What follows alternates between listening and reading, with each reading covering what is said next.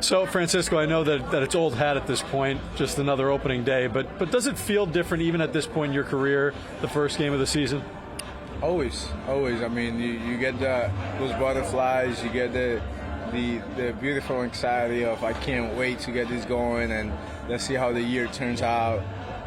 It's always special whenever you have an opportunity to be in opening day.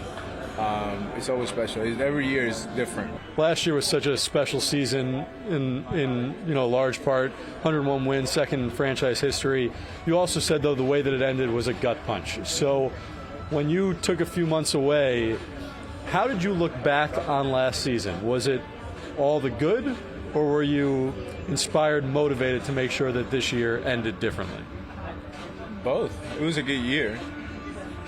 But I work as hard as I can to aspire to be a little different this year.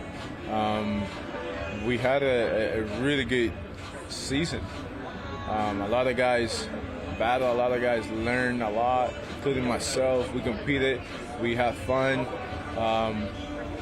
We just didn't win the last game, and like I said, it was I felt like I got punched in the gut, but it's in the past, and that's why I'm excited for 2023, because then you got to stop talking about last year and how we finished. Now we focus on this year, and that's always a good step. What did you learn the most last year, personally? I learned how to walk the line day in and day out. I've always prided myself in consistency on the field and off the field. But when it comes to the little details, the how you come out of the box, how you prepare yourself, how you pre-pitch, those are things that you take for granted at times. And I learned how to walk the line. This spring, so many guys pointed to you last year playing through that broken finger as something that set the tone for the season. How much of it was a conscious leadership decision of, I do want to set this type of a tone for this team? It was never of like, I'm going to play because I'm going to show the guys this is how we got to grind. No, it was always like, as long as the boys are out there. And I told Buck every day, and I still tell him, Buck, if you're out there, I'm out there.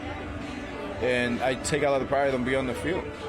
And I wanted to be on the field day in and day out and help my team, whether it was one catch I made or one base hit or getting jammed and bring the runner in, just anything. I want to be part of it.